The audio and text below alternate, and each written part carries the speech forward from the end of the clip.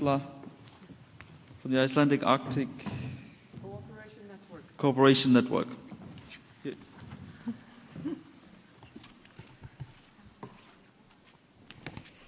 I wonder how you're all doing out there, because I think we're almost dying up here. This light is unbelievable. And I don't know how you're supposed to find a friendly face in the crowd when you can't see anything.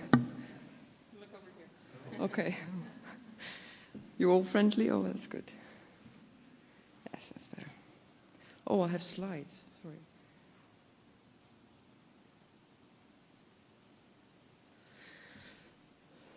So my glass is going to fall off.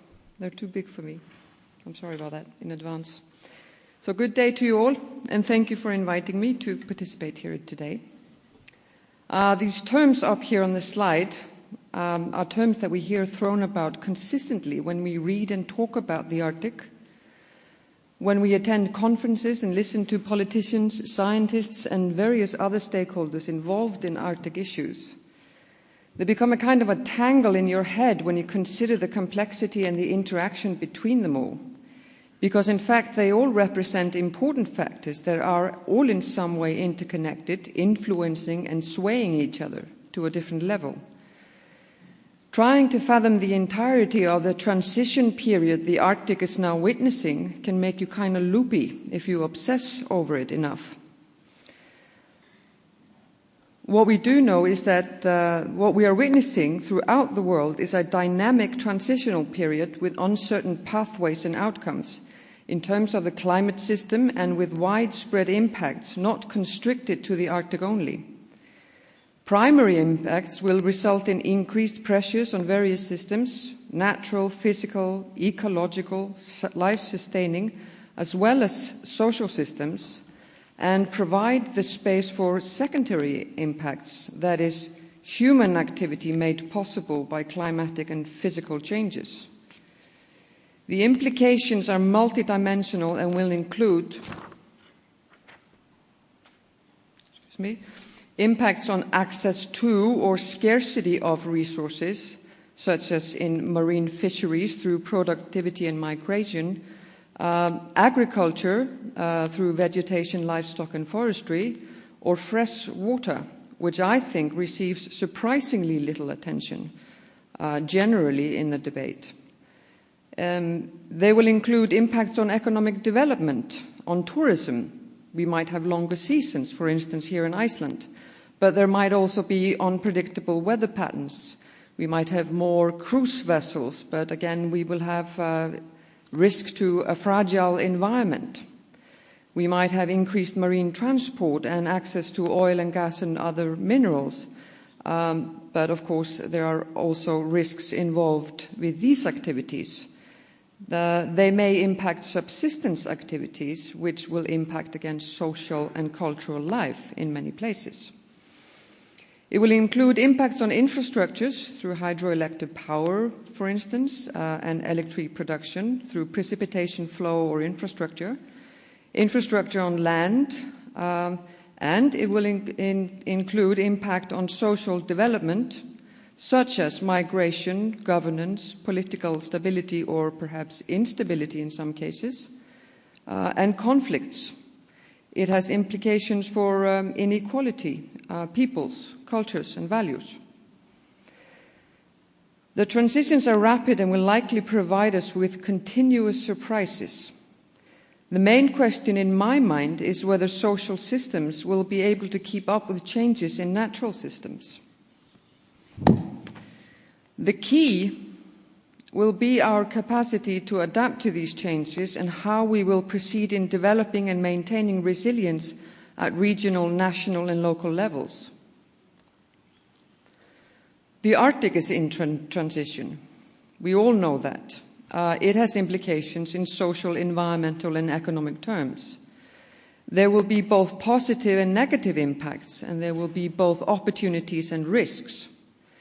But we have to keep in mind that these changes do not follow a predetermined path, but will have differential and contradictory impacts depending on geographies, vulnerabilities, adaptive capacities, and resilience levels, both in terms of ecological and social systems.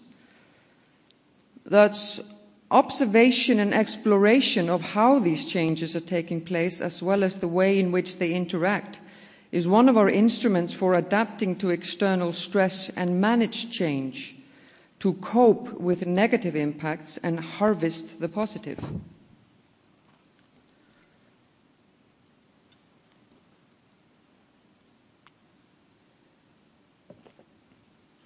We have to focus on maintaining or developing resilient social ecological systems, because in a vulnerable system, even small disturbances may cause dramatic social consequences, whereas in a resilient system, disturbance has the potential to create opportunity for new things, innovation and development. This may, of course, sometimes, and in fact often, require reconciling conflicting uses of resources, while at the same time committing to sustainable development. In the National Science Foundation Science Plan for Regional Arctic System Modeling, it is stated that the Arctic experiences changes never before seen in historic times. Our challenge is to decide what to do with that, and local communities must participate in making such important choices. Local communities must identify and agree upon what it is they want, and then try to get what they want. Because communities are also in transition. The stakes are high, not only in economic terms, but also in environmental, social, and cultural terms. Change may involve diversification of economic activity with national, regional, and local benefits. For local communities, for instance, increased marine transport and activities related to resource extraction or construction of marine infrastructure can have positive socio-economic implications. There could be employment opportunities, business opportunities, change in population dynamics, improvements in infrastructures and services. Although, let's not forget that local communities will then have to be able to provide the required skill. Business opportunities tend to be diverted to southern businesses, and direct economic benefits have a tendency to leak out of the local economy. Further, a rapid change in population dynamics can exert excessive pressures on existing populations and infrastructure. This could lead to in some cases, social disintegration or tension, even gender imbalance or substance abuse. Iceland, of course, is very interested in opportunities, although the seemingly most attractive ones are those related to transport and oil. This is completely understandable, but I hope we do not forget all the other opportunities we might find, including those of alternative or renewable energy resources, or any one of those on the slide.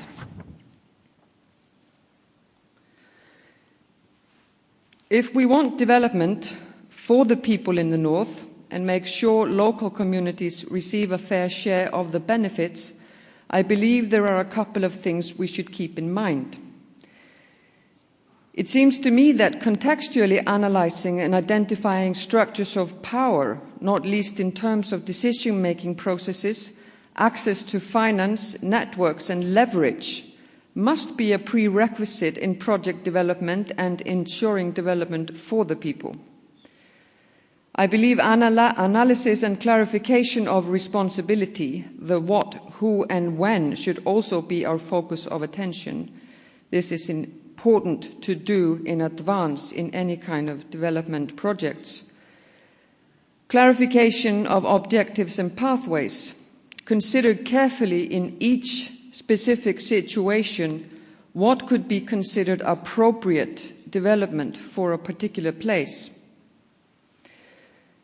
Reconciliation of contradictory objectives. A large example of this and at an international level are, for instance, the stated goals of Arctic states, the protection and sustainable development versus utilization of economic opportunities. This is a very challenging task, and local communities will have to be will have to consider how they want to reconcile these two different objectives. This all in addition to retrieving baseline information, engaging in social, ecological and cultural studies, interactions and impacts, exploring and then defining benefits and risks, and ensuring multi-level participation in decision-making processes, including community participation. All the factors mentioned here will require multi-stakeholder cooperation. In our modest way, and I just realized I forgot to introduce myself. I'll do it afterwards, it's more fun that way. In our modest way, this is what the Icelandic Arctic Cooperation Network is for, to bring together multiple stakeholders from the public sector, the private sector and other interested or active stakeholders working on Arctic issues in Iceland. Our founding members include research and educational institutions, private companies, Arctic business clusters, small knowledge centers and grassroots initiatives. What we want to do is to support existing cooperation and facilitate in finding new ways of cooperation, participate in the Arctic dialogue and to provide information about the Arctic. However, cooperation can be challenged by differential understandings and ways of perceiving the world around us, language and symbols, translation and identity.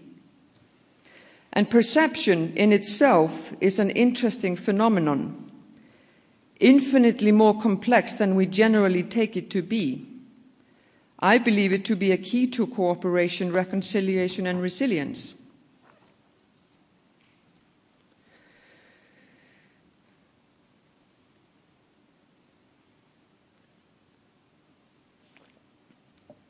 We will have to go into intensive care with dehydration after this. Perception may simultaneously be influenced by physical, neurological and cognitive processes, as well as by cultural and environmental factors. Shaped by learning, memory and expectation, each individual is influenced by a multitude of factors, such as through sensory stimulation, experience, memory, biases, discourses, whether it be oral, textual, visual, or through cyberspace, social networks, values, expectations, motives, desires, greed, or worldviews, to name only a few. So perception is shaped by learning, memory, and expectation. We are moving here into the realm of the intersection between the cultural and the physical, where perception may simultaneously be influenced by physical, neurological, cognitive processes and by cultural environmental factors. Thus, perception is differential at both the individual and cultural level.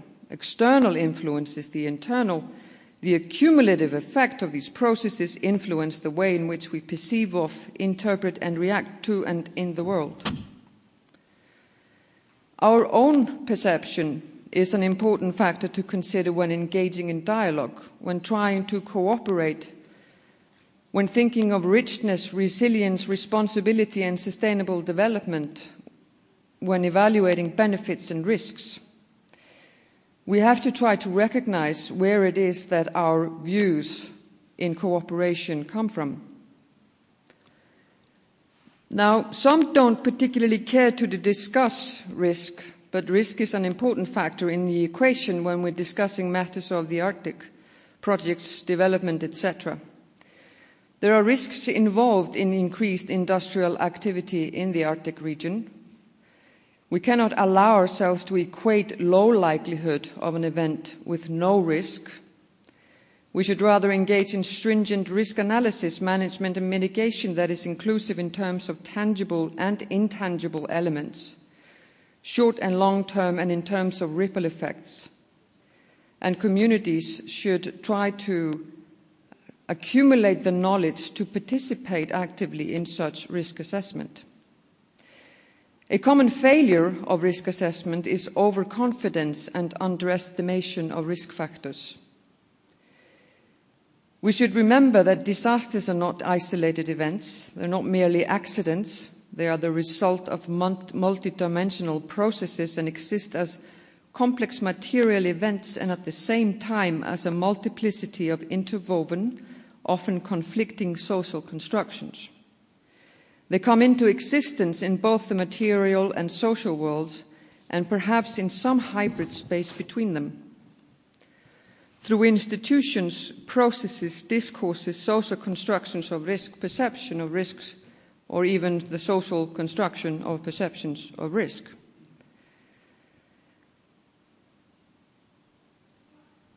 Trying to bring together all these elements involved will require some serious dialogue, respect, and conflict management, not least at the local level.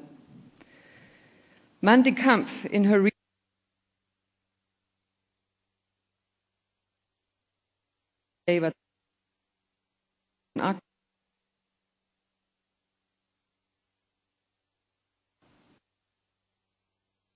are unstructured, complex, irregular, interactive, adaptive, and novel. They exist in any aspect of societal life, technological, cultural, economic, environmental, political, or legal, and are marked by complexity and interdependencies of stakeholders with differing views and values. I wonder if the term could apply to the Arctic in general. Thank you.